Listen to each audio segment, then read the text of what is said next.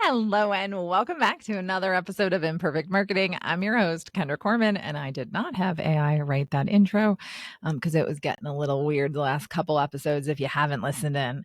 Anyway, I am here today because I'm going to be guiding you through the maze of podcasting.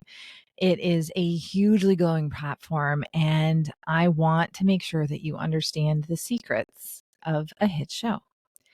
Whether you're a seasoned podcaster or just starting to toy with the idea, I encourage you to move forward with it. Okay.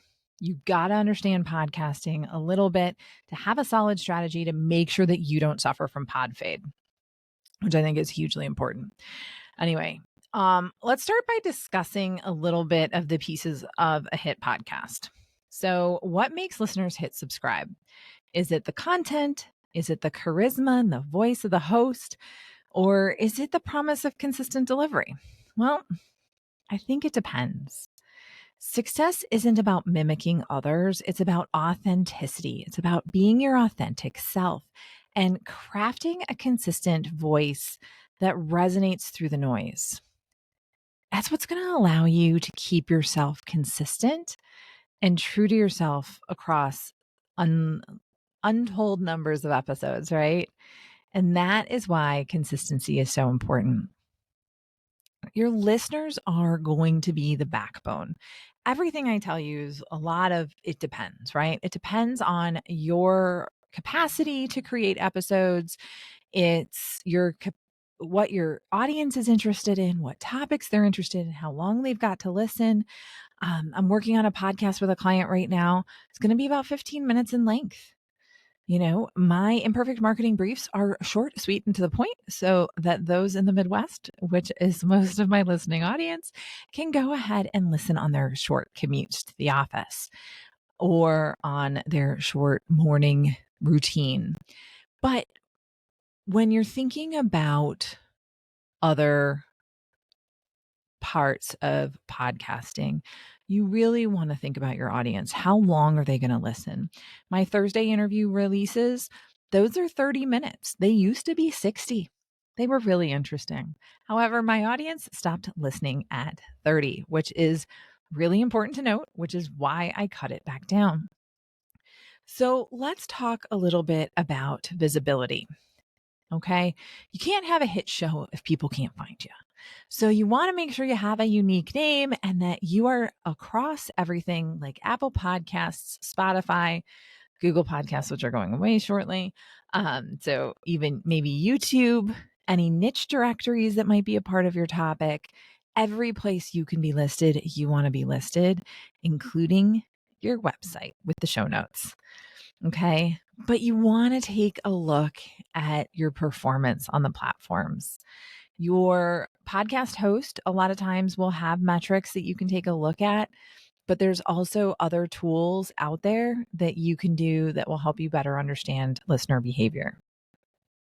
Okay.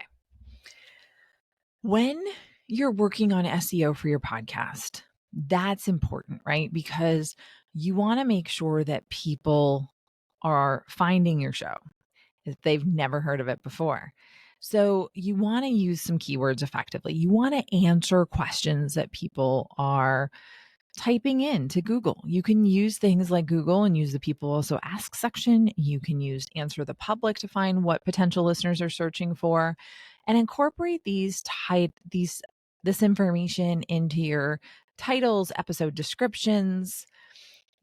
You want them to be a natural part of the engaging titles and summaries that you're writing. You don't want them to feel like it's written for a robot because that will actually decrease your engagement. Okay. Talking about being found and having all these keywords, transcripts are important. Posting full transcripted episodes on your website can really help with SEO and it can help things be found. Services like rev.com, otter.ai, I use Riverside, which is where I'm recording right now. It can help convert your audio to text, and then you can optimize your show notes with headers, bullet points, and then again, of course, those keywords that we mentioned before. All right. In addition to being found, Getting guest appearances on other podcasts is a huge way to grow your podcast. The reason why is cross promotion is your best friend. They have an audience of people that listen to podcasts. You don't have to explain to them about how to access their podcast app and search and find you, right? So when you have a guest, create a promotional pack for them. Give them some suggested social media posts, graphics, maybe even some pre written email copy. I haven't gone that far yet, but that would be very cool and easy for them to use. You want them to make it easy for them to promote their appearance, which is going to promote your podcast. And when you guest on other people's show, again, it's the same thing. So think about all of the stuff that you could benefit from being a guest on someone else's podcast and make it that easy to guest on yours. Finally, if you're looking to make a hit show, I want you to think about your listeners. It is all about your listeners. Think about a unique hashtag for your show. Consider running a contest, encouraging reviews, thought provoking questions that invite people to respond. You can create a Facebook group or a Discord channel. Build your community and keep that conversation going. I think it's important.